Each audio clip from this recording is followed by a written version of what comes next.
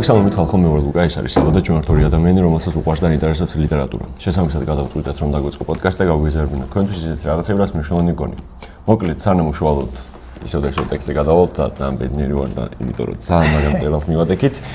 მინდა გავუწყოთ ესეთ რაღაც, რომ გათამაშება დიდი ხანი არ გქონია და გადავწყვიტეთ, რომ გაგვეთამაშებინა არჩილ ქიქოძის სამხრეთული სპილო. იმისთვის, რომ გათამაშებაში მიიღოთ მონაწილეობა, უნდა გქონდეთ არხი გამოწერილი, უნდა დალაიქოთ ვიდეო და დატოვოთ კომენტარი. მე შემთხვევითობის პრინციპით ერთ კომენტარს ამოვარჩევთ და დავუკომენტარებთ უკან, რომ თქვენ მოიგეთ თქო და გამოგვეხმაურეთ, იმიტომ რომ თუ არ გინდათ. ხო, თუ არ გინდათ არ დავკომენტაროთ და თუ დავკომენტაროთ ვიდეოს არც ვკითხულობთ, არც ვათამაშებთ. ხო, თუ შეიძლება და მოყვება ესეთი სანიშნი, მოყვება რა ჩვენი სანიშნი ძალამაზე. და სტიკერი აქ რო არის ესეთი ხო. რამდენიმე რა. დიახ.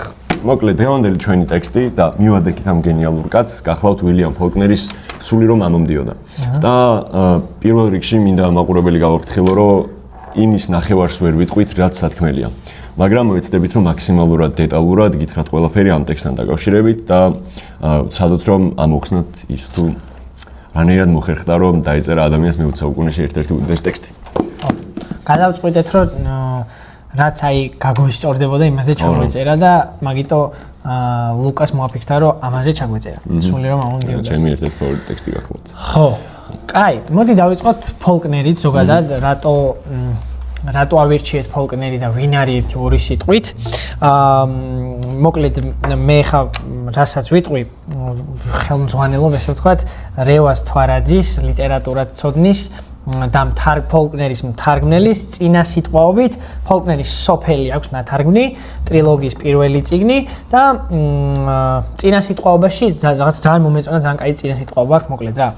ზაზა თვარაძის მამა, ისიც მწერალია, ცოტა ნაკლებად ცნობილი სამწუხაროდ, ისიც გარდაცვლილი ასევე სამწუხაროდ. წინა სიტყვაობა მინდა რომ უბრალოდ პირველი აბზაცი წავიკითხო, არ ეხება შინაარსს, მაგრამ მიხვდები რატომაც ვკითხულობ. უილიამ ფოლკნერი, ეს არის 1972 წელს დაწერილი წინა სიტყვაობა. უილიამ ფოლკნერის სახელი ამ 10-15 წლის წინათ სპეციალისტთა გარდა ბევრს არავის სმენოდა ჩვენში. დღესდღეობით სხვა ვითარებაა.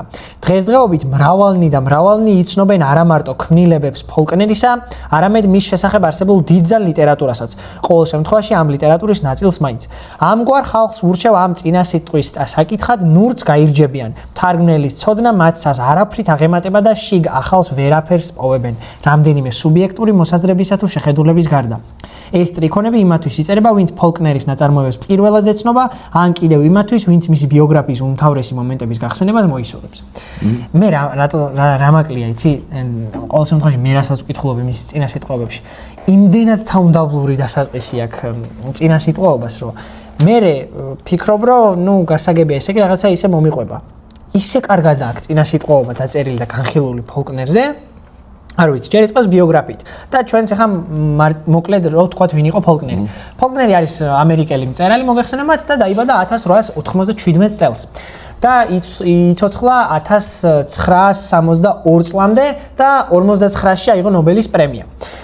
დაიბადა ქალაქ ოქსფორდში, მისისიპიში და სწორედ ამ როგორც ამბობენ, ოქსფორდს სადაც რამდენიმე ათეული ათასი ადამიანი ცხოვრობდა და ეფუძნა მისი გამოგონილი ადგილები, სადაც მიმდინარეობს აბსოლუტური უმრავლესობა მისი ლიტერატურისა. ხო, და ჯეფერსონი ქალაქი, რომელიც სული რომ ამომდიოდაში არის ნახსენები, ეგეც ამ კუთხით არის ნაწილი. კი ბატონო. პირველ მსოფლიო ომში იყო საავიაციო ნაწილში, ჯარში და საკმაოდ ისეთი არცე მარტივი ცხოვრება გამოვლილი, მუშაობდა პოსტალიონად, მღებავად, არ ეთაკილებოდა მოკლედ ესეთი სამსახურები და იყო პერიოდი, როდესაც 12 საათი მუშაობდა დღეში და მე ღამე წერდა.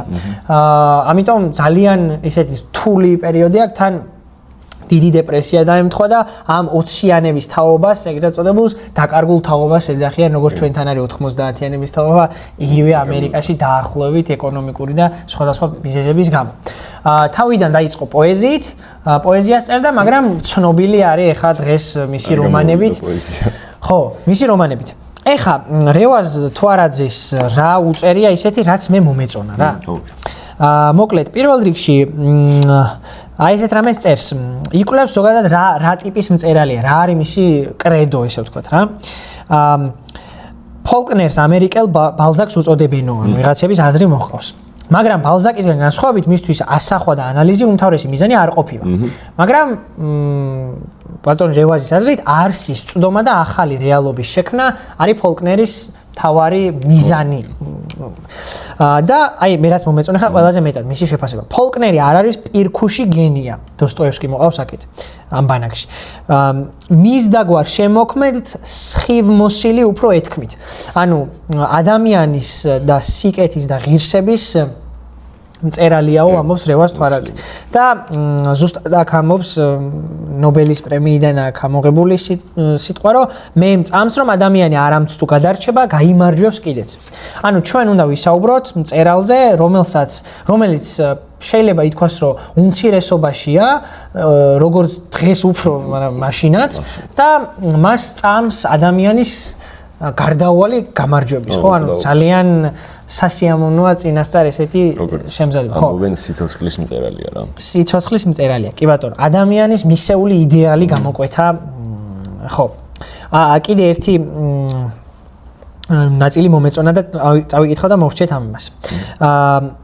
ფოლკნერს ესე იგი, ჩემი რჩევა არ ერწმუნოთ იმ ლიტერატურათმცოდნეებს, რომლებიც ფოლკნერს ფსიქოანალიზის სკოლასთან ეგრევე რო გეცინება ფსიქოანალიზის სკოლასთან აკავშირებენ იმის მომიზეზებით, რომ მის ნაწარმოებებში მრავალი პათოლოგიური პერსონაჟი გვხვდებაო. ამგვარი პერსონაჟი შეშლილები, იდიოტები, სულით მახინჯნი, მკვლელები, სადისტები, მემთვრალენი ფოლკნერის ნაწარმოებებში მართლაც მრავლადაა. პროპორციულად უფრო მეტი რაოდენობით არიან ამგვარი ადამიანები ცხოვრებაში. და როგორც ამგვარი ხალხის სინამდვილეში არსებობა არ ცვლის ცხოვრების დედააზრს, ასევე ფოლკნერის პათოლოგიური პერსონაჟები ხელს არ უშლიან, პირიქით ხელს უწყობენ წერლის უმთავრეს სათქმელს, ადამიანის მისეული იდეალის გამოკვეთას. ანუ თან გვეუბნება, რომ აი არსებობს ხალხი, რომელიც ცოტა სხვაგან გადაყავს, რომლებსაც ცოტა სხვაგან გადაყავთ ფოლკნერი და თქვენ ამათ არ გაყვეთ ჩემი რჩევა და აი ეს არის ფოლკნერი. ეს არის ფოლკნერი. ხო, ჩემი აზრით ეს არის იდეალური წინასიტყვაობა ფოლკნერისთვის, ნებისმიერ წიგნისთვის, რაც არ უნდა დაეწერა, იმიტომ რომ სოფელზე არ ლაპარაკობს აქ ამ წიგნზე რა მოკლედ. ხო, ნუ ფოლკნერი მაგხრივ ჯერსეთი სივრცის თვალსაზრისით ერთ-ერთი უდიდესი მწერალია.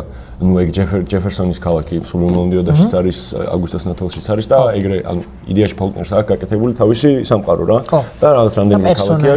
კი, და ანაცვლებს რა გადაყავს აქეთ-იქით. მაგაში სრულიად გენიალურია და კი სიცოცხლის მწერალია, რასაც ქვია რა. ფოლკნერს აქვს ეგეთი გენიალური უნარი, რომ ადამიანი გააშიშვლოს სრულიად და ეგრე დაგიწეროს რა და მისი ტექსტის ანუ არ მახსენდება ფოლკნერის არც ერთი ტექსტი, რომელშიც აი რომ სხვა მწერლებს როგორ ჩვევიათ, რომ სოციალურ როლებს რომ ანიჭებენ პერსონაჟებს, ფოლკნერის არც ერთი ტექსტი არ მახსენდება, რომ ეგეთ რაღაცა ხდებოდეს რა სოციალური როლების გარეშე. არის აბსოლუტურად შიშველი არის პერსონაჟი. კი, სრულიად შიშველი. როლებისგან და თავისი ბუნებით არის აბსოლუტურად ყველა ამ ტექსტშიც, აგვისტოს ნათელშიც, დათვშიც ეგრეა. რავი, იმაშიც ეგრეა, ხმაური და მძვინვარება გავიგე და ფოლკნერზე ერთი სასაცილო ამბავია, რომ ხმაური და მძვინვარებას ვინც კითხულობს, არავის არ ისმის. და მაგაზე აბსოლუტურად ყველა იცინეს, რომ რა გააკეთა ტიპმა ეგეთი, ანუ სპეციალურად მოინდომა, რომ ისეთი ტექსტი დაეწერა, რომ ხალხს წაკითხვა მონდომებოდა, იმის და მიუხედავად, რომ იცოდნენ, რომ ვერ გაიგებდნენ რა. მაგარი ჯიგარია. ხო, ზოგადად ეგეთი ავტორია, ხო. არის ესე დაჯექი და წაიგითხე და წყალი ვითმიდის, არა. სიძახი. ერთი სამჯერ უნდა წაიგითხო ნებისმიერ. მე ფოლკნერის რაც მაქვს წაკითხული, თითოეული სამ-სამჯერ მაინც მაქვს წაკითხული. ხო, ეს ახლა მესამე სწორი ეგ არის. ხო, რა, ეს მესამე წაკითხული იყო, აგვისტოს ნათელი მაქვს სამჯერ თუ ოთხჯერ წაკითხული, ზეპირად ვიცი ეგ ტექსტი. ხო, ვიცი რომ ზეპირად იცი. მეორე ტექსტი ვიცი ზეპირად, ჰამლეტი და ეგ. ხო. ხო. ამაზე უკვე ამ ტექსტზეც რო ვილაპარაკოთ, პირველ რიგში დიდი დეპრესია ახსენე და საწყალს როგორ დაიმთხვა. ცოლი მოიყვანა და მერე იყო ის კრიზისი რომ მოხდა 29-ში, რამდენიმე თვეში მოხდა. დიდი დეპრესია და მე მგონი მეორე დღეს დაიწყო ამის წერა, ხო? ხო, და რამდენიმე დღეში დაიწყო ამის წერა და დაწერა 6 კვირაში. ანუ გიჟია რა. და ხმაური და მძვინვარება გამოუშვა, ამის წერა დაიწყო 6 კვირაში დაამთავრა და ესეც გამოუშვა და ნუ ეგეთ განცდა გქონდა. მუშაობს რა. კი, ანუ იმაში მაღაროში მუშაობდა თუ ელექტროსადგურში თუ არ მახსოვს არ მუშაობდა, მაგრამ ისე ოფისში წავედი და რაღაცა არა, აი ტაჩკი თუ ნატრიო რაღაცეები და ეგეთი კაცი იყო რა, რომ სადღაც ამბობს როგორც მახსოვს, რომ ძალიან მინდოდა რომ წერით ფული მეშოვაო, მაგრამ რო არ მეშოვა რაღაც ხომ უნდა მექნაო რა. მაგრამ აი გამუდმებით ცდილობდა რომ წერით ეშოვა ფული და მეტი ეწერა და ცხადია რომ გამოვიდა, იმიტომ რომ ფოლკნერი სიცოცხლეშივე აღიარეს რომ თავისი დროის ერთ-ერთი უდიდესი თუ არა უდიდესი საუკეთესო მწერალი. მე ვთვლი რომ ამერიკაში იმ პერიოდში უდიდესი ავტორი შეიძლება ვერ იყოს, მაგრამ მეორე აუცილებლად არა. პირველი ვინა? თომას ვულფი. ეს თვითონაც ეგრე აყენებს და მეც ვენდობი. არა, თვითონ როგორ აყენებს მაგას არ აღნიშნავს. არა, თამდაბალი კაცი იყო ძალიან.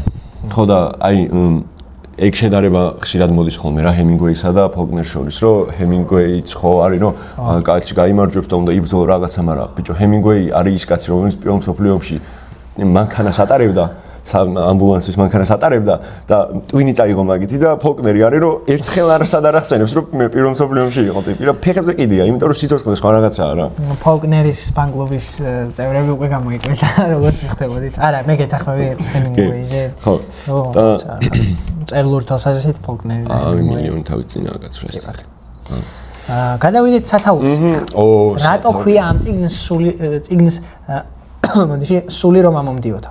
კი რა მომმინდა სული.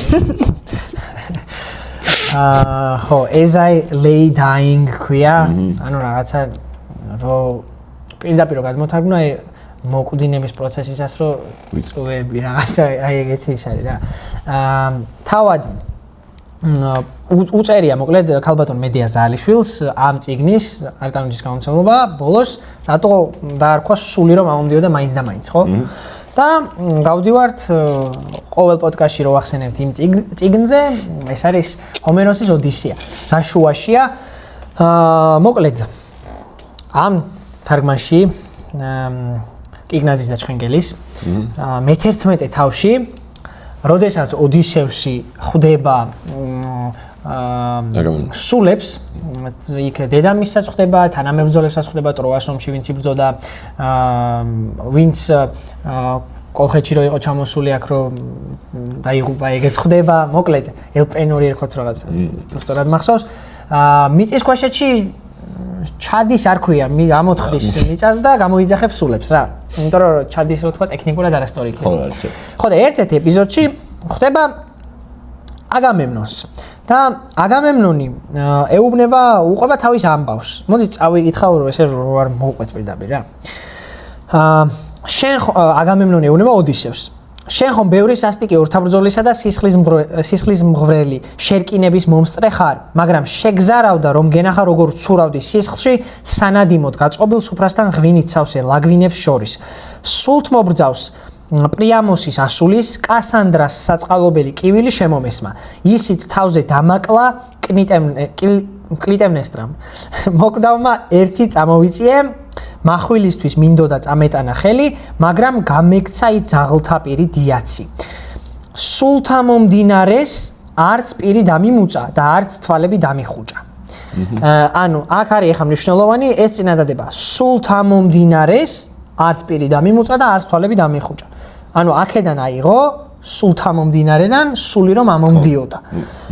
ოღონდ აქ არის ძალიან მნიშვნელოვანი ესე რა ქვია, შინაარსი. ეს არის პრეტენზია, რომ არც პირი დამიმუწა და არც თვალები დამიხუჭაო. ანუ ვერ ღირსეულად ვერ დავიკრძალე და ღირსეულად ვერ წამოვედი მიწისქვეშეთშიო რა. ანუ ეს არის გარდაცვლილი ადამიანის პრეტენზია ცოცხალი პარტნიორისადმი, ანუ რომ მისი რომანტიკული პარტნიორისადმი, რომ მან წესიერად არ დამმარხა რა, ესე ვთქვათ. ეს ტექსტი ხო იგა. და ზუსტად ამაზეა, ანუ პირდაპირ აი რაღაცა საზრდო აქ ოდისეა და ნამოღა. მაგიტო თქვა რომ წინასწარ ვიცოდიო, ბოლო რა იქნებოდაო ფოლკნერს ნათქვამი აქვს, რომ წინასწარ ვიცოდი რა უნდა დამეწერა სული რომ მომდიოდეს ბოლოში, იმიტომ რომ პირდაპირ აიღო ჰომეროსიდან ეს მონაკვეთი და ამაზე დაწერა.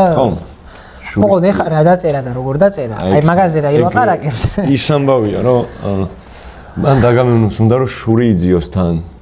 და ფოლკნერი აძიებინებს შურს რა ტექსტში. აძიებინებს? კი, კაცო, აუცილებლად. აძიებინებს მთლად არა, მაგრამ ბიჭო, შურის ძიების მთელი სილამაზე არის ის, რომ შენთვის აკეთებ მაგას და არა იმისთვის, რომ იმას რაღაც მოვიდე, შენი თავისთვის აკეთებ. იმიტომ რომ იმაზე შურს რო იძიებ, ის მე ცხოვრებას გააგრძელებს უეჭველი. პროსტა შენ იქნები გასწორებულში რა და ფოლკნერი აკეთებს ეგეთ გენიალურ რაღაცას, რომ მკვდარი ადამიანი იძიებს შურს. და იმას იქ რო ჩადის, იქ რო ჩავა. იქ უნდა გაუხარდეს, რომ შური ვიძიე, კი როგორ არაო. და ეს ბოლოს ცხოვრებას აგიზელებს კაცო ის კაცი. ეს ძახი. ანუ შურისძიება გამოდის რანაირად, რა ემართება მის ქმარს, ანუ ამის. ჯეფერსონში ასაფლავებინებს თავს. ეგ თავიდანვე ეგ არის. გასაგებია. კი ბატონო. ნუ შურს რატო იძებს, ეხა იქ სხვა ამბავია. რამდენიმე მნიშვნელოვანი დეტალი უნდა აღნიშნოთ ტექნიკურ ნაწილზე წიგნის. ძალიან მეცინება იმაზე, რომ არც ერთი პოდკასტში ტექსტის ტექნიკურ ნაწილზე ყურადღება არ გამიმახვილებია მე. და აქ ხომ არ გამიმახვილებია და ახლა ვაპირებ რომ გამიმახვილო. ტექსტი არის დაწერილი და სხვა შორის ფოლკლორისთვის ექსპერიმენტული არის ეს პრინციპი. ცნობიერების ნაკადის პრინციპით აქ დაწერილი. ნუ ეს ახლა იგულისხმება ამაში ის, რომ პერსონაჟების ფიქრები, განცდები და მათი ხედვა არის მოყოლილი რა. ანუ ეგრე არ დაწერილოა ის სიტყვაზე დარლი რას ფიქრობს და რას განიცდის და არის რამდენიმე გვერდი. მე არის კორა რას განიცდის და ფიქრობს, კორა ძალიან მიყვარს. მე ისევ დარლი და ესე რა და თითოეული პერსონაჟი და სხვა შორის აი მაგათთან მაგას ქართველებში იყენებს ოტია იოსელიანი იმაში. ქალი გამოვიდა საავტოში აკამორჩილაძეც იყენებს. ის არის ერთ-ერთი პირველი ტექსტი მაგ ტექნიკაში არის არტურ შნიცლერის ტერეზა. და ხო ეგ არის ძალიან მნიშვნელოვანი და სხვა შორის ფოლკნერი ამას როგორც ინდონეზია აკეთებს, რომ ძირითადად ეგეთ ტექსტებში არის ერთი ამდენიმე პერსონაჟი, ერთი ძირითადად რა ფოლკნერთან არის 16 თუ 18 პერსონაჟი აკეთებს. თელ წიგში 15 არის. 15 დღეს ნახეს სტატისტიკა რა. 15 პერსონაჟი რა აი რაუბედურება. ხო და ჩვენ ანუ მთელი ტექსტის კითხვის მუღამი ესე რომ ვთქვათ არის ის რომ შენ რო ტექსტს კითხულობ ამ სხვადასხვა ცნობიერების ნაკადების გაერთიანება უნდა შეძლო და უნდა მოყვეს სრული ამბავი რა და მე თან შეგიძლია ანუ რომელიღაც მხარეს მიენდო რომელიღაც მხარეს არ მიენდო და სხვა შორის ფოლკნერი ეგეთ გენიალურ რაღაცას აკეთებს კითხულს არ უფრთხილდება პირიქით ანუ ყველანაირად წიხლით მიდის მკითხველზეც რომ აღმოაჩინო საკუთარ თავში რაღაცა რომ შენ რომელ პერსპექტივასაც მიენდობი ეს შენზე მეტყველებს ბევრ რაღაცას რა ხო მე მაგალითად ედის პერსპექტივას მივენდი. მე მაგაზე იმას ვიტყოდი, რომ ანუ ეს სტრუქტურა არის ჩვენმა ერთმა ლექტორმა მოკლედ ჰამლეტს რო გავდიოდით, მაშინ გითხრა, რომ თავარ შეცდომას რასაც უშვებთ, არის რომ პერსონაჟი როგორც უყურებს, სამყაროს თქვენც ისე უყურებთო და უნდა შეძლოთ ცოტა, როდესაც კითხულობთ ამ პიესას და ამის სიტყვას, უნდა შეძლოთ აქედან ამოსვლას და ცოტა მესამე თვალი უნდა გახსნათო რა. და რო დააკვირდე ეს წერის ეს სტილი პიესის რაღაცა მოდერნული ვარიანტია რა. და ფოლკნერის სტილი პლუს კიდევ უფრო სიღრმეში ჩადის, იმიტომ რომ დამატებით შრეს აჩენს ერთი პერსონაჟის სიტყვაში. კონკრეტულად ერთის კი არა, ზოგადად პერსონაჟის სიტყვაში. აი მაგალითად, აი აკამორჩილაძე რო ვახსენეთ, არის ფალიაშვილის ქუჩის ძაღლებში, ხო, აგერ გვიდევს ზუსტად. პერსონაჟის სახელი და რაღაცა რას ამბობს. აქ ფოლკნერი იყენებს ფონტებს. დახრილ ფონტებს იყენებს და ეგ ანუ რაღაც რო არის პერსონაჟის სიტყვა და მე უცებ ჩართული არის დახრილი მე ისევ სწორი, ისევ დახრილი, ისევ სწორი. დამატებით შრეს აჩენს იმ გაგებით, რომ ამ პერსონაჟის რაღაც კიდევ ერთ უფრო ღრმა ნაწილში ჩავდივართ რა. შესაძლოა თავადაც ვერაცნობიერებდეს პერსონაჟი ეს აზრი რომ ტრიალებს. აი რაღაც ფსიქოანალიზი მესმის რომ არ უნდა მოვიყვანოთ და ფროიდი არ უყვარს, მაგრამ რაღაც დამატებით რაღაც თითქოს ქვეცნობიერის ჟანრში ჩავდივართ რა.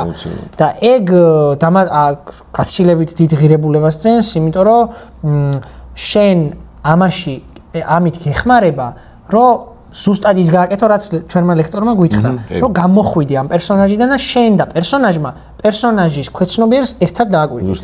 და ეგ არის ძალიან მაგარი. და ეგ ობიექტურობის მაგიტო არის, რომ აი პოსტმოდერნიზმი და ეს რაღაცა აბსოლუტური სუბიექტივიზაცია და ყველაფერი სუბიექტურია. ეგ არ არის ფოლკნერთან რა, აქ არის ობიექტურობა. და აი ეს შრე ზუსტად მაგაში გეხმარება დამატებით, რომ ობიექტურობის ღერძ შენ როგორც მკითხულს გინარჩუნებს რა. ხო, შენი ობიექტურობის. ხო, შენი ობიექტურობის.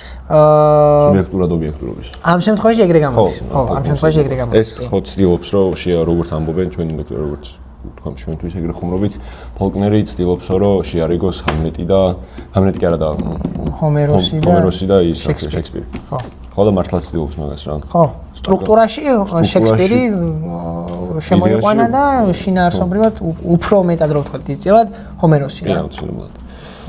კიდე მნიშვნელოვანი ფოლკნერიზე და მის ტექნიკაზე არის ის, რომ ფოლკნერი აკეთებს ეგეთ რაღაცას, რომ პერსონაჟის მახასიათებლების წერტილებს სვავს და უკიდურეს წერტილები გამოცა წარმოგიდგენთ რომ რაღაც 4 მახასიათებელი გაქვს რა და თუმცა აი ერთი აქ არის ერთი აქ არის ერთი აქ არის ანუ ეგ სივრცე რაც ამ 4 მახასიათებელს აკავშირებს ეგ სივრცე ხარ შენ და ფოლკნერს წარმოდგენით თუ მხოლოდ მაშინ შეიძლება ეს სივრცე გაფართოვდეს როდესაც უდიდესი რა ქვია მაგას მოვლენა მოხდება შენ ცხოვრებაში რაღაც ძალიან გამოცდასავით ხო რა ეგრე რო გაფართოვდეს, თორე ისე არ გაფართოვდება. ჰომეროსი რო ფიქრობს, რომ შეუძლებელი ადამიანი შეიცვალოს და შექსპირო ფიქრობს, რომ ადამიანი აუცილებლად შეიცვლება, ფოლკნერი რომ ადამიანი ძირთად არის ცნობილი, მაგრამ თუ რაღაც ძალიან მნიშვნელოვანი მოხდება მის ცხოვრებაში, ის შეიცვლება. აი ეგრე სწორს.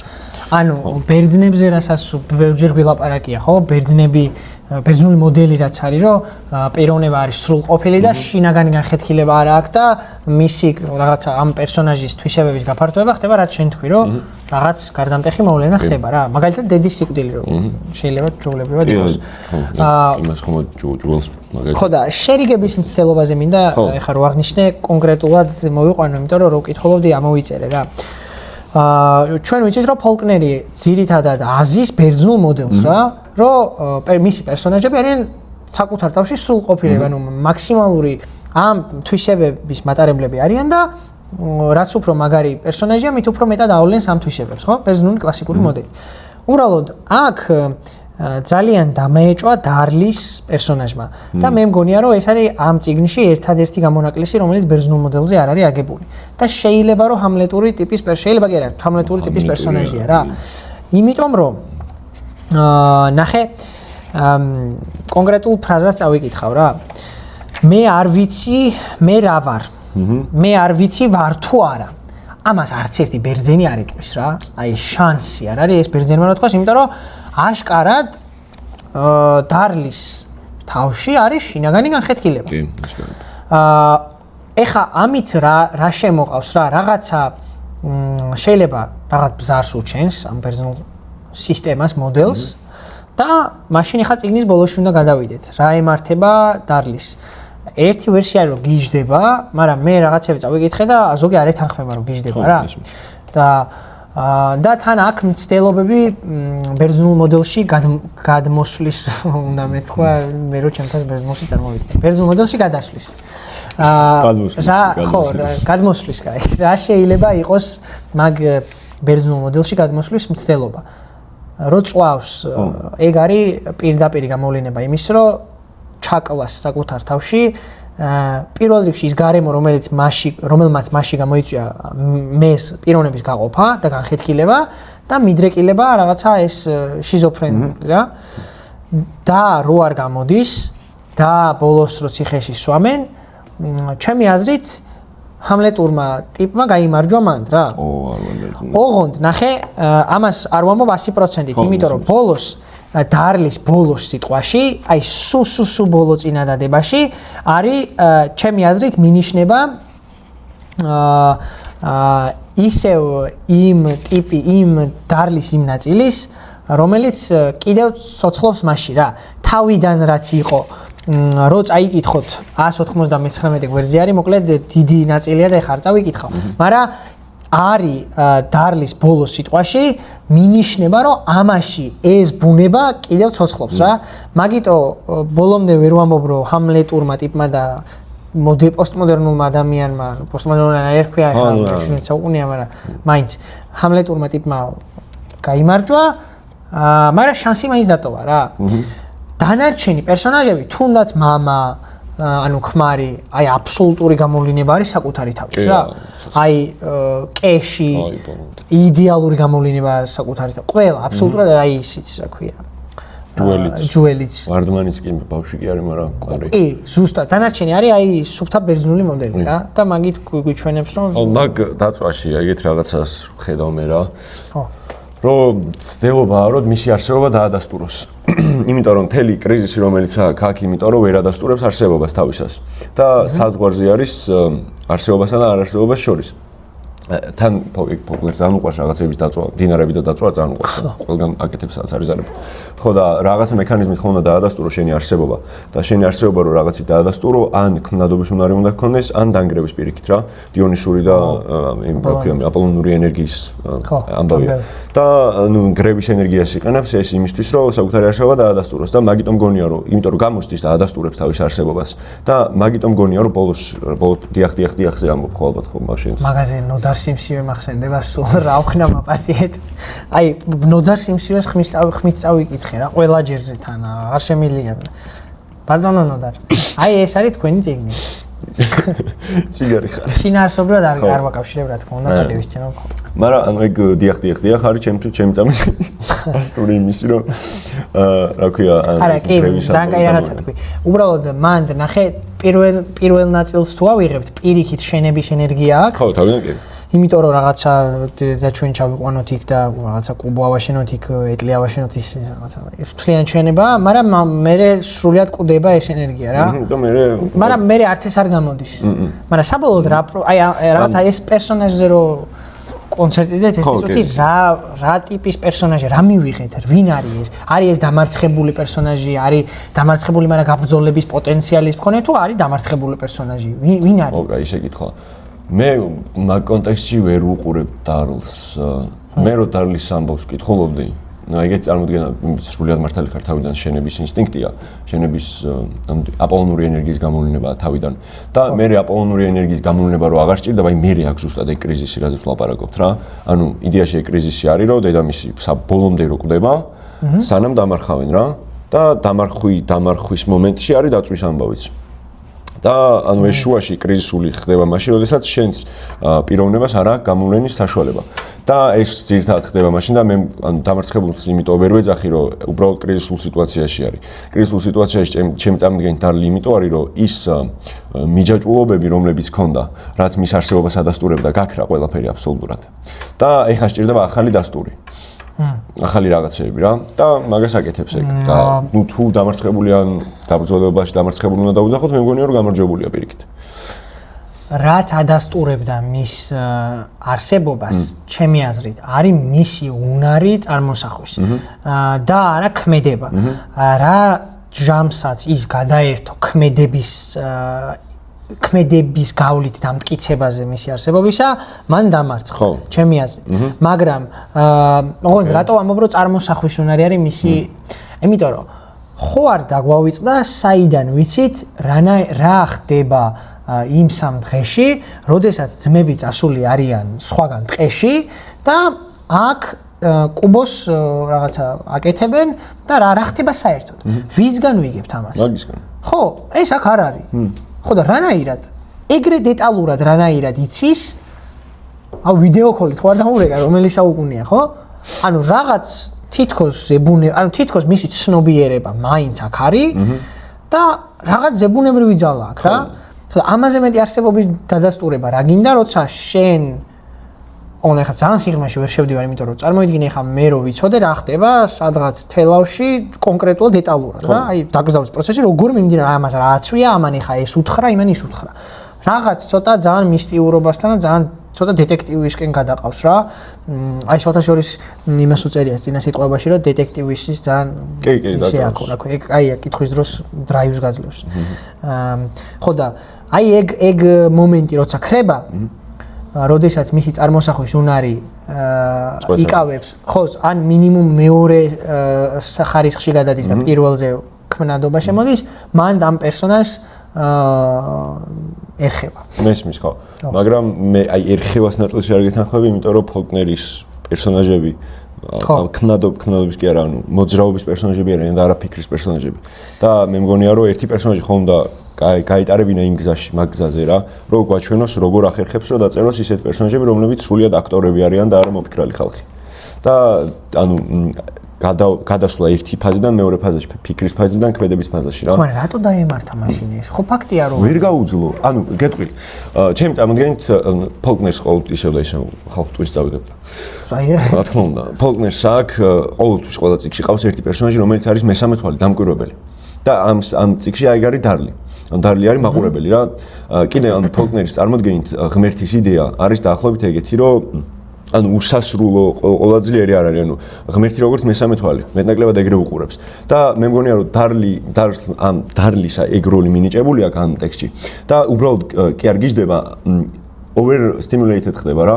ანუ იმდენად დიდი ინფორმაციის მასა შევიდა მასში, რომ უბრალოდ ვეღარ უძლებს რა მაგ ყველაფერს. და თუ არ გამოიხატა ეს მის ქმედებაში და განსაკუთრებით ნგრევაში უნდა გამოიხატოს, მაშინ უბრალოდ აფეთქება და მერე გაგიждდება მართლა. ანუ თუ ქმედება არ გადაიქცა მისი ფიქრი, ის მართლა გაგიждდება და მე მაგიტომ მგონია რომ არ გიждდება რომ ქმედებაში გამოიხატება რაღაცები.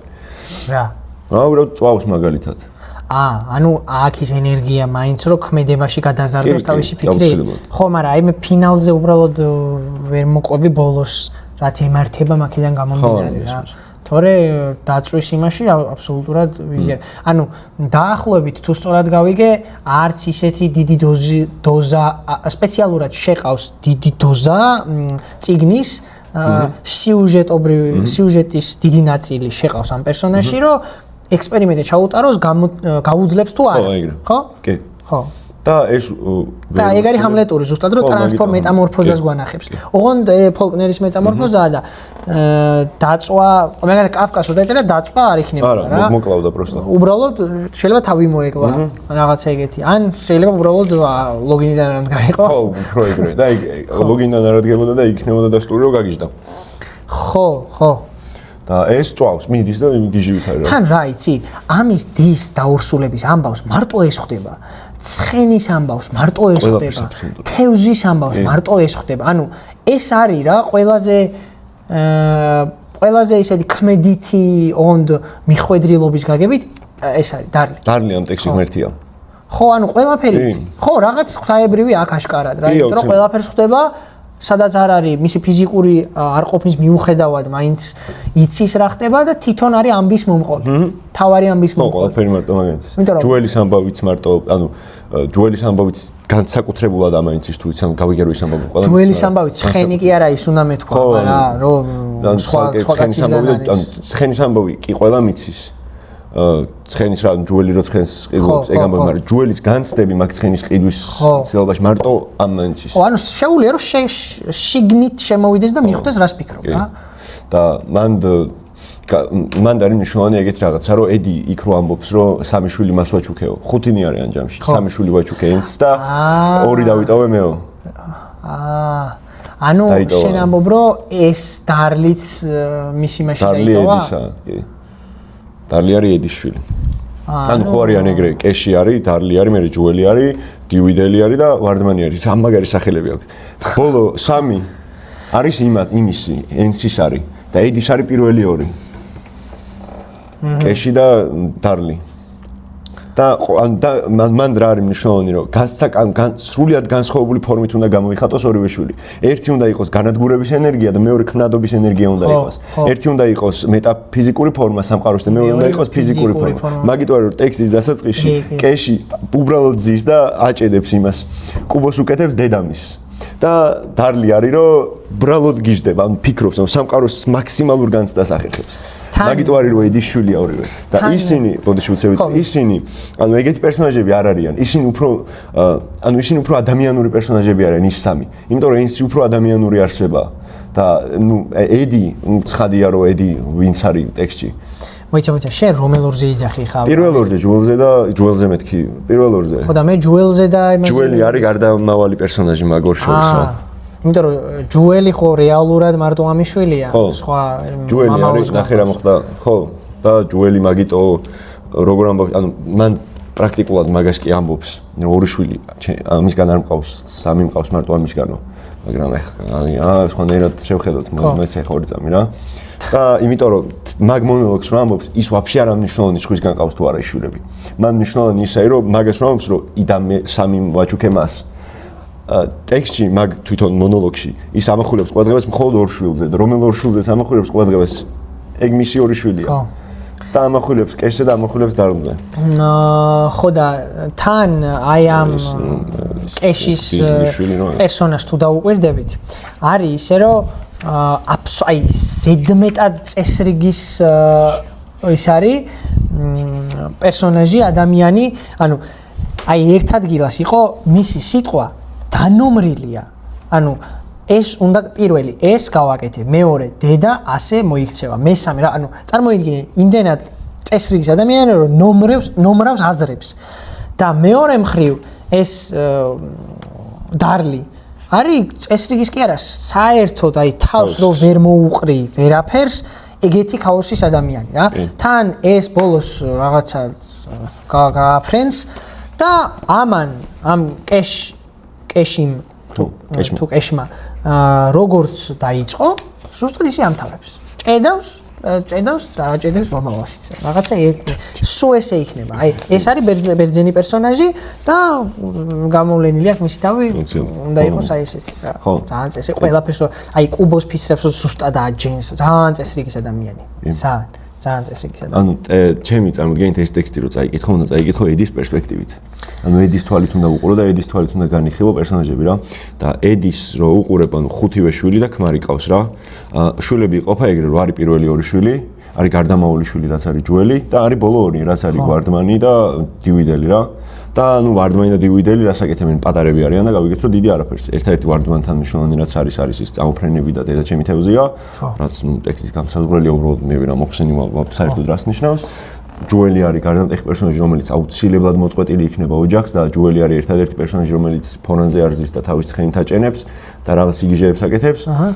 და გეყოლება დარლი და კეში, რომლებიც უნდა იყვნენ ედის სრული გამხატულება. ანუ ედი ორი ბუნება ედის მაგასამო და რაღაც სინთეზი არის ედი.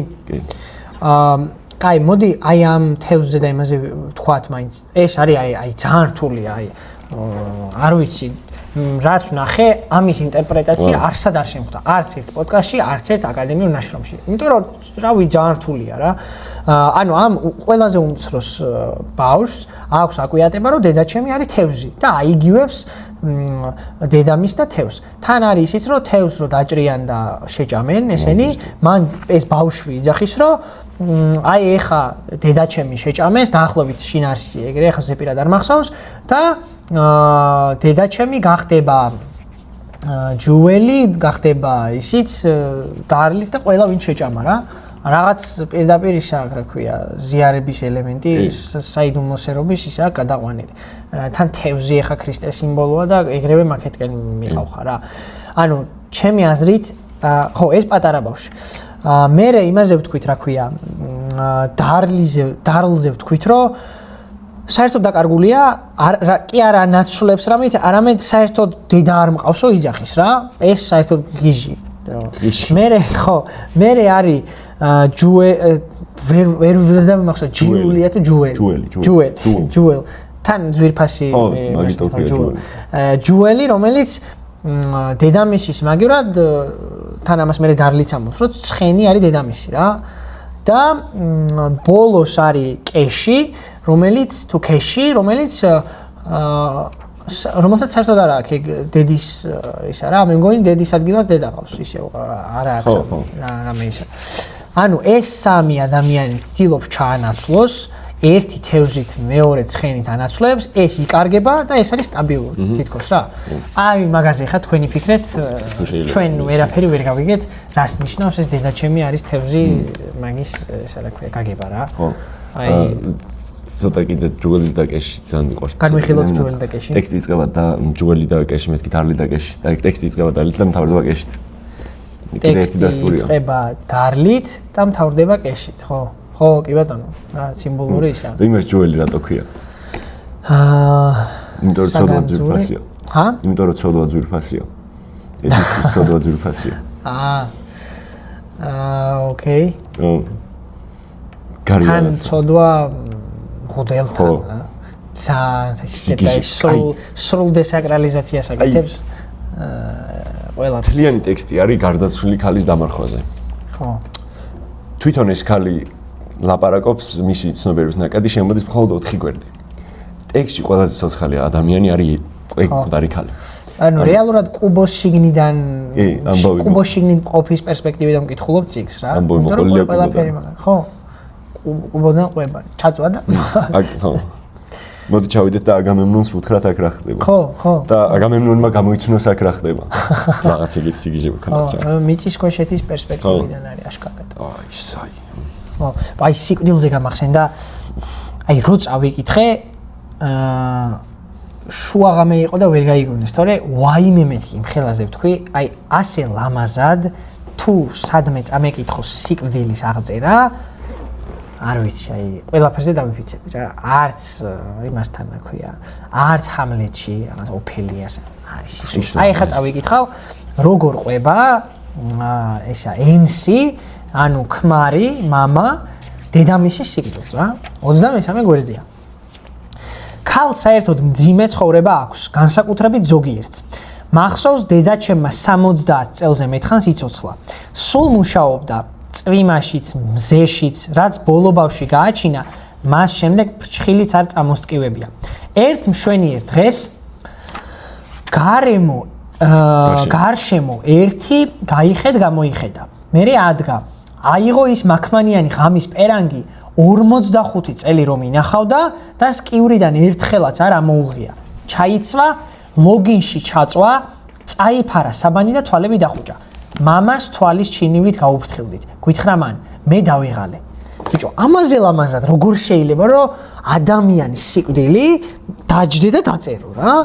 ანუ თან ქალი როა ეს ხო რაღაც უფრო სილამაზეს ანიჭებს სიკვდილს, არ ვიცი, ჩემთვის ყოველ შემთხვევაში რაღაც აი უფრო მეტ იმას ესთეტიკას წენს და თან 45 წელი ინახავდა ბიჭო ღამის პერანგს არ ჩაუცვია და რა სიტყვებით კვდება მამას თვალის ჩინივით გაუფრთხილდით მე დავიღალე და ლოგინში წვება აი არ ვიცი აი იმას რო აქ სელინჯერს რო აქ რო გინდა რომ დაურეკო ავტორსო და ელაპარაკო აი ეხა ერთი ზარის უფლება რომ ფოლკნერთან მქონდეს დაულოცავდი ყველაფერს ვინც ყავს და არ ვიცი აი ეს როგორ დაწერა ბიჭო არ ვიცი აი სასწაულია რა აი მარტო ეს ფრაზა არის ამ წიგნის ღირებულება სურო სხვა არაფერი არ იყოს აი სასწაულია არ ვიცი ნებისმიერ გვერდს შეგიძლია დაადო ხელი და ნებისმიერ გვერდზე იქნება ფრაზა რომელიც სრულიად საკმარისი იქნება რომ ტექსტი იყოს მაგარი კი გიჟია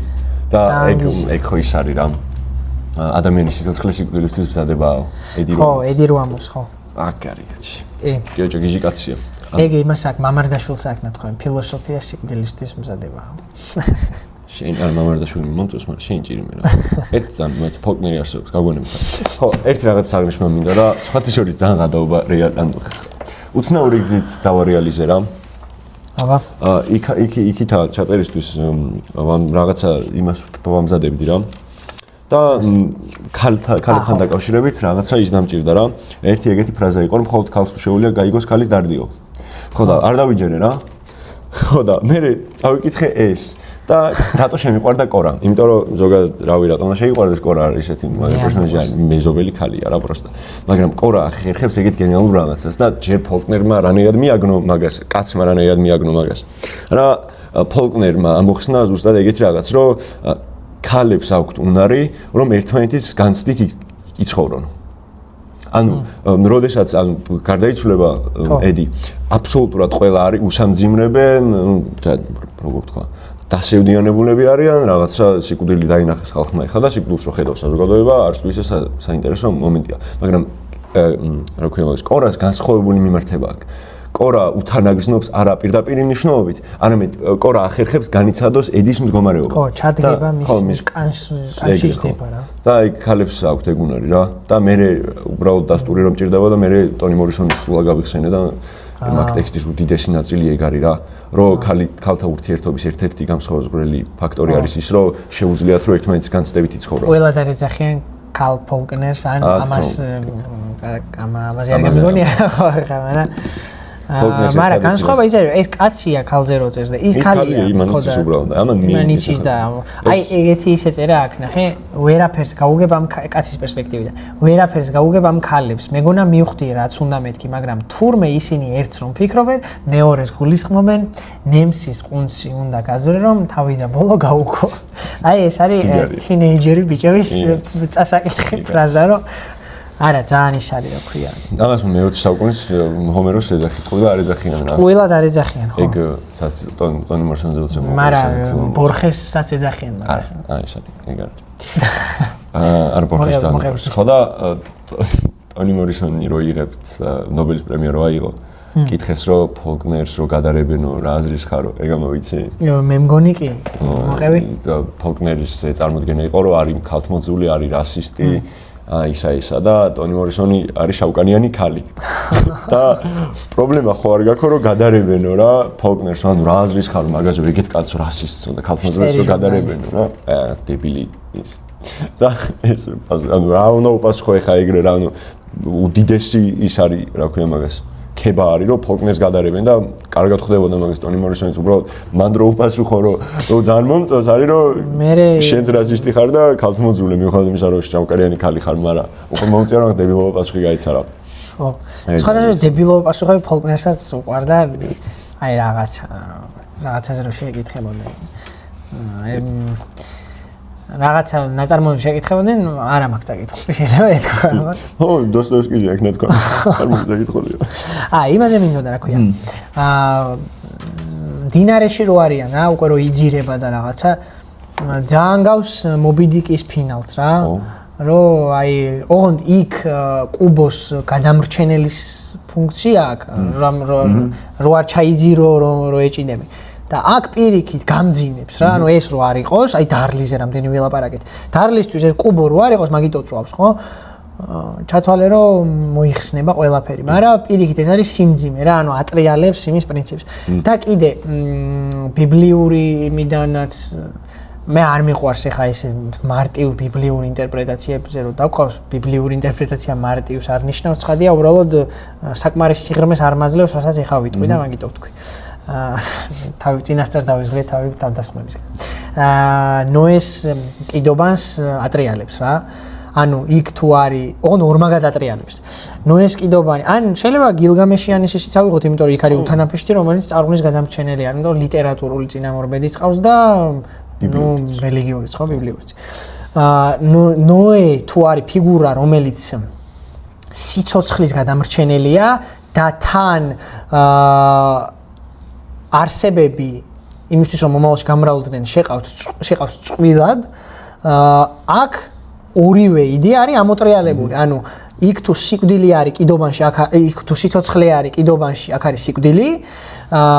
ეს რაღაცა კიდობანი არის კუბო და შიგნით არის მკვდარი, რომელიც უნდა გადავარჩიონ. ეს გადარჩენა არის იმიტომ რომ მივიტანოთ ჯეფერსონამდე და დავმარხოთ. და თან არის ერთი რეპროდუქციის თან ქალი რეპროდუქციის არსება, უნარის მქონე არსება, არის მკვდარი, არის ერთი და ეს უნდა გადავარჩინოთ. რას ნიშნავს ახლა ეს? მეგონი მან რო გავყვეთ, შეგვიძლია კითხვა დავსვათ, რომ რომელ სამყაროში ვართ, ცოცხლების თუ მკვდრების? აი ეგ სწორი კითხვა და ეს მდინარეც რა არის და რაღაც ინიციაციის მაგვარი რო არის, რომ ამ მდინარეში რო იხჩობი. ხო, რადგანაც უკვე ვთქვით, რომ კუბოს შიგნიდან პერსპექტივ, მკვდრების პერსპექტივიდან არის მოთხრობილი, მაშინ შეგვიძლია ვთქვათ, რომ პირიქით მკვდრების სამყაროში არის ეს ამბავი და ეს მკვდარი რეალურად ცოცხალია. და ამბავი არის სიცოცხლის გადარჩენაზე და მაშინ ფოლკნერზე იდეალურად გავდივართ. მე მგონი ერთი კაი ის დავდეთ, ერთი კაი ინტერპრეტაცია დავდეთ, ხო? რომ არ მეგონა ისე ძალიან რთულია, ძალიან ტვინი ვასხი და ვერაფერი ვერ მოვიფიქრე. ხო, რეალურად დაატრიალე და სიცოცხლის გადარჩენაზეა რა. ანუ რო ამბობს, რომ ანუ ჯერ მკვდარ პერსონაჟს ეხა ეგრე პედრო პარამოსს ლაპარაკობს, მკვდარი და ყველგან ლაპარაკობს, მაგრამ სიტყვა ეძლევა მკვდარს და ხო, და თან ეს მკვდარი ამბობს, რომ ემზადეთ სიკვდილისთვის რა. ანუ მიხედეთ სიცოცხლეს რა. მიხედეთ სიცოცხლე, ეგ არის სიკვდილისთვის მზადება, არის მიფიქრე სიცოცხლეზე. გახსოვდეს სიცოცხლე, ოთარ ჭილაძის ლექსების კრებულს ქვია. აი, სიგიჟე. ხო, მემენტო მორის დატრიალებული ვერსია. ფოლკნერს ჰქონდა ეგეთი წარმოდგენა რა, რომ იმისთვის რომ გეცოცხლა, გიარსება. აბსოლუტურად ყველაფერი უნდა გაგეგო სიკვდილის შესახებ და მე დაგივიწყებინა ეგ. ეგი ცოდნა. რატომ უნდა დაგივიწყებინა? იმიტომ რომ სიკვდილის იდეის განცდით სიცოცხლე უკვდავებას ვერ განიჭებს. ხო. და და იმისთვის რომ ნამდვილად განიცადოს სამყაროში არსებული სხვა ფენომენები, სიყვარული, ვნება, სიხარული, რაღაცა გაბრძოლების ჟინი, მაგისთვის აუცილებელია რომ დაივიწყო რომ სიკვდილი არსებობს. ძალიან სწორია. იმიტომ რომ მაშინ მოკვდავის პერსპექტივიდან ფიქრობ და თუ მოკვდავის პერსპექტივიდან ფიქრობ, ვერც სიყვარულს განიცდი, ვერც გაიბრძოლებ და იმიტომ რომ არ მახსენდება არც ერთი ისტორიული ფიგურა ან ლიტერატურული პერსონაჟი, რომელიც გაბრძოლების ადამიანი იყო, ამ პერსონაჟი იყო და მოკვდაობის პერსპექტივიდან იფიქრებდა რა. ავი ისტორიული პირი რო ავიღოთ, აგერ ახლა ყველაზე ახლო გიორგი ანწუხელიძე მაგალითად, გაბრძოლების ყველაზე დიდი ფიგურაა. სისულელია მოკვდაობის პერსპექტივიდან მაგაზე ეფიქრა და რავი ლიტერატურაში მაგის მეტი რა, ხო? ისტორიაშიც მაგის მეტი რა, მაგრამ მაგაზე იწერება თუ იწერება რა. ძალიან მაგარი ისა დეფინიცია. ძალიან. და იმიტომ რომ თუ ვერ დაივიწყებო სიკვდილსო, მაშინ ყველა ის განცდა, რომელიც გექნება, იქნება მეორე ხაზზე გადასული და არ იქნება წრფელიო. იქნება ნახევარფაბრიკატიო რა. ნამდვილი განცდის ნახევარფაბრიკატი. კაი სიტყვა ძალიან. ნახევარფაბრიკატი. დამახინჯებული ხო, მე წიქს რო დაწერს ინტელექტუ რაღაცა თუ გამოიყენებენ შენ მიგითით ევერმეც. თუ შეიძლება რა. ჩემი ინტელექტუალური საკუთრება უნდა დავიცვათ რა. იმაზე მინდოდა რა ქვია. აი ესეთი ავტორები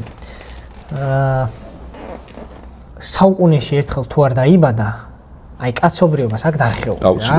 იმიტომ რომ აი ეს რაღაცა ჩაკეტილობა, უიმედობა, ნიჰილიზმი, რაღაც პარალელური სიგიჟეების მოგონება, აი ეს წაიღებს მთლიან ლიტერატურულ სივრცეს.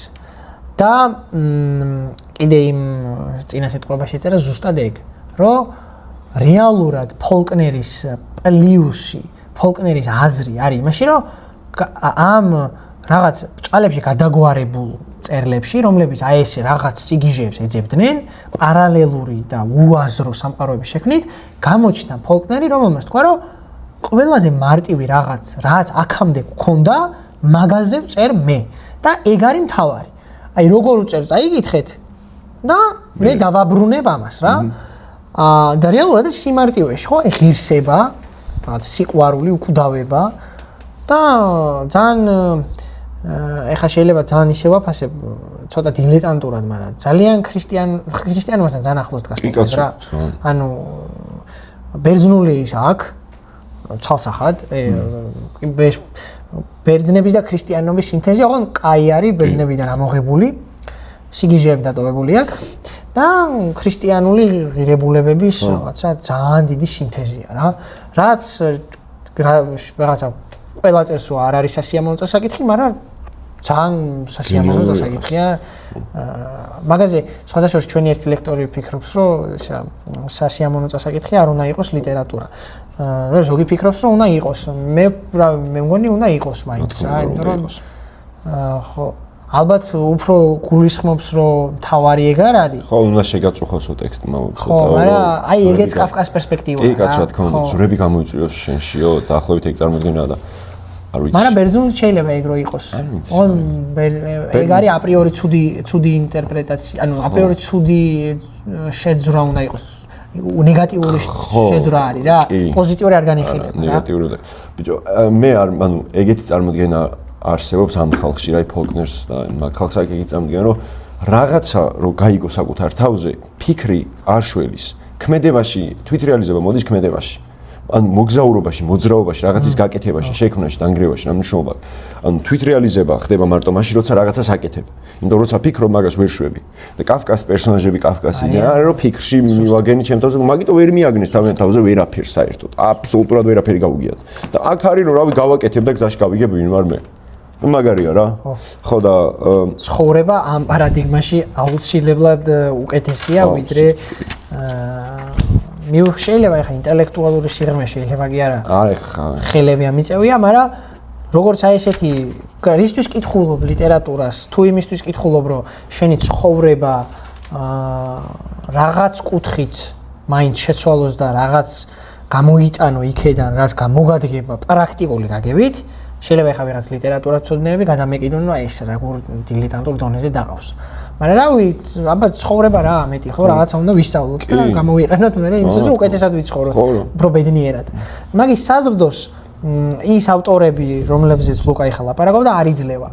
ფოლკნერი იძლევა აშკარად. აი აშკარად იძლევა. ვინცაც წაკითხული გაქვთ ეს წიგნი მაგალითად დაგვეთანხმებით, ვისაც არ გაქვთ, ძალიან გთხოვთ რომ წაიკითხეთ, იმიტომ რომ აი ლუკასაც უთხარი ერთ ღამეში წავიკითხე წიგნი რა. და მიუხედავად იმისა, რომ ტვინი მკიოდა, ისე მესიამოვნა და აი ისეთი გამოცდილება იყო, რომ საერთოდ დამამისდა, რომ აი წარმოუდგენლად გენიალურია რა. რამდენიმე ტექსტი შემიძლია ვთქვა, რაც ამაზე უკეთესი გონია. აი ძალიან ცოტა რა. კაი, ის არის რა ქვია, ხმაზე თქვათ ერთი-ორი სიტყვა და მე დავამთავროთ. რა მნიშვნელობა აქვს ხმას და ზოგადად ჯერ ხმა ორი დამძიმ, ანუ ფოლკლორის ლიტერატურაში ზოგადად და მოდი ახლა ამაზე ვკონცენტრირდეთ. თუ კარგად დავაკვირდებით, რომანში არის სიჩუმე და ხმაური.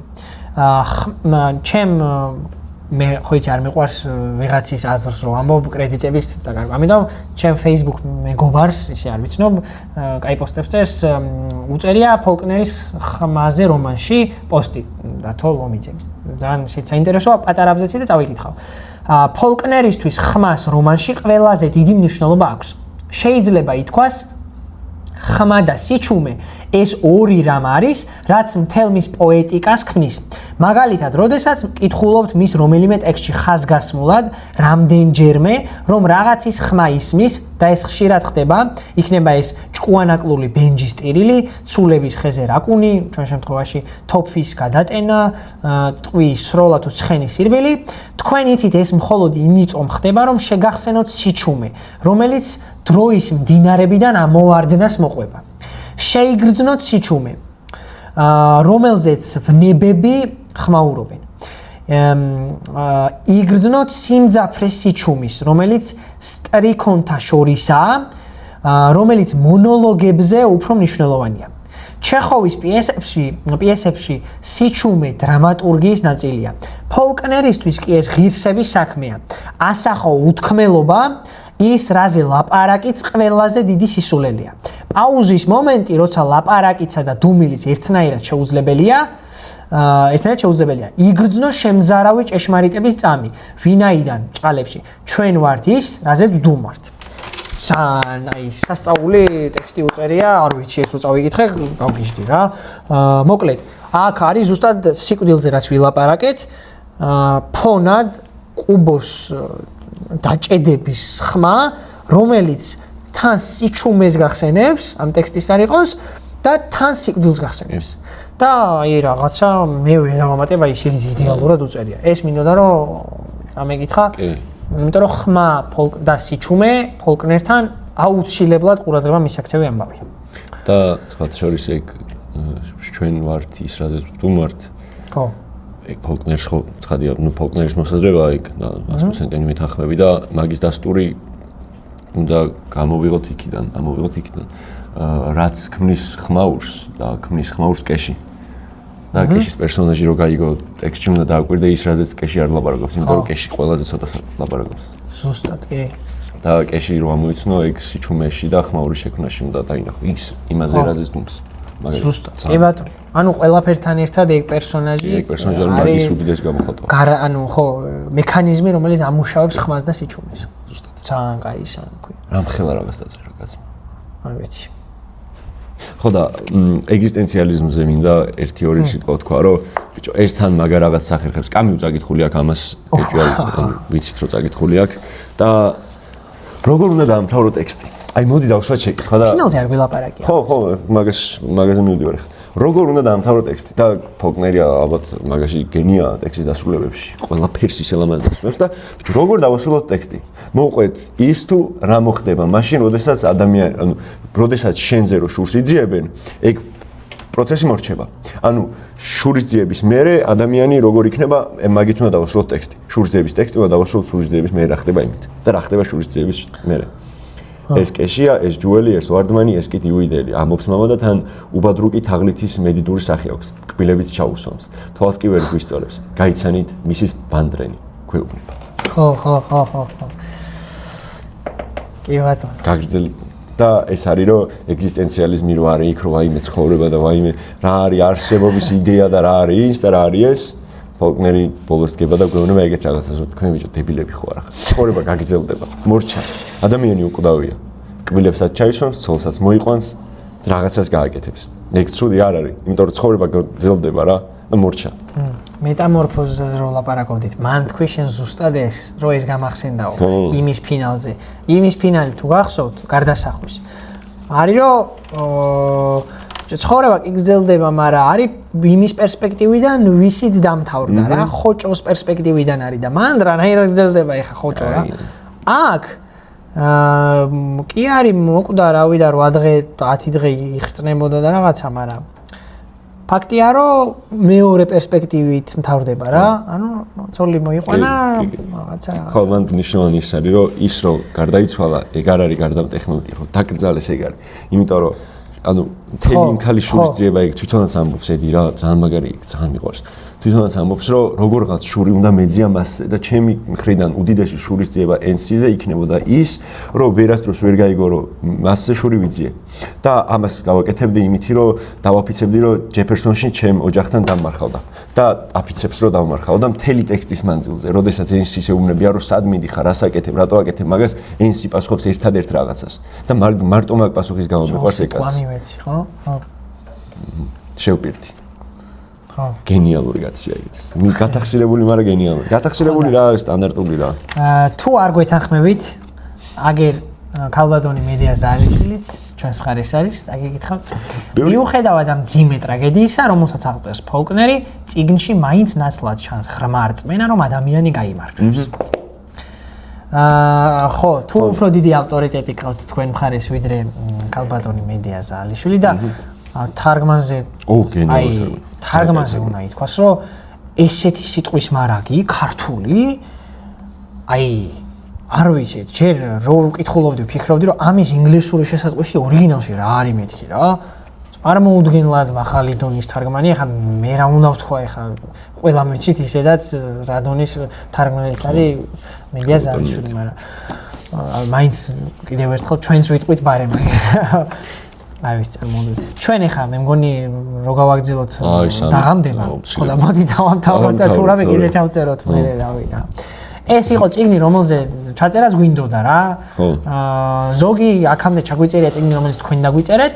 ეს იყო აი მიწოდების ამბავი მარტო. მოთხოვნა არ ყოფილა არანაირად. ვიღაცა კომენტარებში რო დაწერა. მოთხოვნა მიწოდებას არ დააკვირდათ ბიჭებო. თქვენაც მინდათ ის დაწერა. აი ხა გადავდივართ მოკლედ მაგ იმაზე რელსებზე, რომ ჩვენი გემოვნებით ავარჩევთ წიგნებს და მაგას განვიხილავთ, იმიტომ რომ ჩვენ როგორც მიხვდით ისეთი YouTube არხი ვართ, რომ ჩვენი პატარა საზოგადოება გვყავს, არა ვართ ის 300,000-ის მიზნის ადამიანები და 100,000-ის თუნდაც და თუნდაც შესაძლოა 50,000-ის ჩვენი პატარა ხალხი გვყავს და მაგათთან ერთად ესე იქნება სულ. ამიტომ ხანდახან თქვენს დაგვიწერეთ რა. წინასწარ ერთი კვირით ადრე ვთქვათ ხოლმე, რას გავარჩევთ, რომ ვიღაცას იქნება მომდეს და წაიკითხოს. კი ბატონო, არ არის პრობლემა. კი ბატონო. ეხლა შემდეგ რა შევფიქრებთ? ან კაფკას ლეოპარდები, ან მგზავრის წერილები. აი, მგზავრის წერილები ჩვენი წერა. ნახოთ მოკლედ რა. ხო. ხო და მოდი ერთად ვიყოთ ცნობები მეგობრებო. კაი, ეხლა დავამთავროთ რომ 1 საათი არ დაიწეროს YouTube-ზე, იმიტომ რომ ნაკლები კლიკი ეხლა. ხო, გამოიწერეთ არხი. ქისა, ხალხო, ქისა, ჩაგვირიცხა სხვათა შორის ორი ადამიანმა და მადლობა უღრმესი. შეიძლება ვიდეოც ჩავწეროთ მაგაზე. ოკეი, good. კარგად, აბაჰე. და დააკომენტარეთ რომ მოიგოთ წიგნი. და კომენტარს მიხედეთ რა. კომენტარს მიხედეთ.